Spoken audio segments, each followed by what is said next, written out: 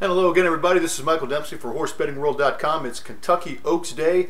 My report is off to a great start. We hit 4 of the first 6 races this afternoon, so looking forward to a great day today to finish out, and also a great day tomorrow. The Derby card tomorrow, 13 races on the card. It's really a good betting card. A lot of great information up on HorseBettingWorld.com. Articles by myself, Aaron Huber, and also by Joey Adams, so make sure you check those out. Plenty of great information. You can also purchase our reports. My Churchill Downs report for Kentucky Derby Day is up now. Thought we'd talk a little bit about a couple of races on Derby Day, give you a couple winners and a long shot choice for the Kentucky Derby. We're working hard, 14, 15-hour days the last couple of days. Look, haven't shaved in over a week, just haven't had time because we had 25 races from Churchill Downs on Friday and Saturday, toss in another 9 at Belmont Park on Friday and 10 on Saturday, and that's why I haven't shaved. I'm going to take a look at a couple of the races on Saturday afternoon at Churchill Downs. The first one is the Twin Spires Turf Sprint. Grade 3 race. It goes off as a 6 race. There's 2 really good turf sprinters in this race, Chamberlain Bridge and Bridgetown. But they're both going to get a little bit over bet. So I'm going to look at Custom for Carlos. He's only 3-1 in the morning line, but his price might drift up a little bit. He's very fast. He's only tried turf once in his 14-race career. That was a 6th place finish at Philadelphia Park back in 2009 in the Turf Monster Stakes. The 5-year-old's making his first start since running a career top speed figure and a runner-up finish in the Mr. Prospector, a grade 3 race over the main track at Gulfstream Park. He seldom runs a bad one, and he's got a little bit of turf pedigree too. He's by More Than Ready, a good turf sire out of a Meadow Lake mare who's dropped 4 other winners, and 2 of them are turf winners, including Mimi's Bling, who won a little over $100,000 and landed an exact in 5 of 6 starts over the turf. So I think Custom for Carlos might take to the turf, and he has some serious speed. So we're going to look for him in the Twin Spires Turf Sprint. Later on the card in the Churchill Distaff Turf Mile, I'm going to look for a little bit of a price in number 7 Fantasia, 10-1 in the morning line. Probably going to go off a little bit less than that. I'm going to hope to see 9-2 or better. Last out, stalked the early pace, made a good middle move while 4 wide, and couldn't get past the winner in the stretch. That was a runner-up finish in the Jenny Wiley, a grade 2 race at Gulfstream Park. The mare caught yielding footing and was making her first start off a 5.5-month layoff in that race.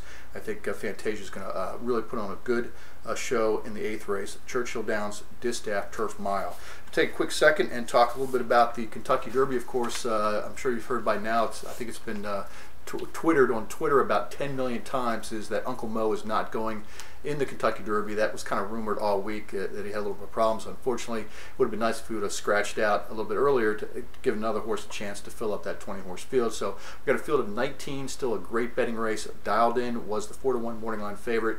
I thought he was going to go off around 5.5 or 6-1, but with Uncle Mo out of the picture, who probably would have been the 2nd or 3rd choice, I think Dialed In is probably going to be around 4-1. That's not really going to offer much value, so I'm going to give you one long shot to look for. There's 8 horses on the morning line that are exactly 30-1, and a lot of those are going to go off right around that price. If you remember last year, the highest price in any horse out of the 20-horse field was 31-1. A bunch of horses between 20-1 and 30-1, and there's only 3 horses less than 10-1.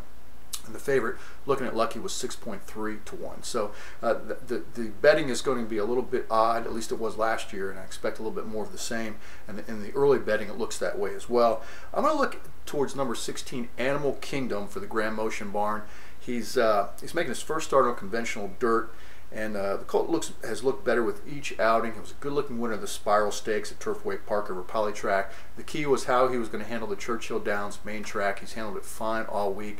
I don't think Grand Motion would run this colt in the Derby if he didn't think he could handle the Churchill Downs main track. And the morning workouts and the morning clockers have been pretty high on Animal Kingdom. 30-1 in the morning line. I think we're going to probably see around 22-24-1 on this colt. I think he's a live long shot play. My other horse, who I thought might be a good price because he drew the 1 post, is Arch. 10-1 in the morning line with Uncle Mo out. He's probably going to be maybe the co-3rd choice or 4th choice around with Nero, probably around 9-1 or 10-1. If John Court can get this colt out, I think he's got a good shot. I think the Arkansas Derby was one of the strongest Derby preps this year, and most of them, of course, as you know, weren't too strong. So also look for Arch. If you want to toss in another long shot play, at least I thought might be a long shot, Shackelford. I was a little surprised to see his morning line of 12-1. He's probably going to go off around that price. between 12 to 1 and 15 to 1. I think he's got a shot if he can just sit off the pace and not be the pace setter. I think that's going to be a key to Shackelford's chances on Derby Day. Don't forget, check us out both on Twitter and on Facebook, and make sure you stop by horsebettingworld.com. Plenty of great information if you're going to be betting the Kentucky Derby on Saturday. Good luck and enjoy the day.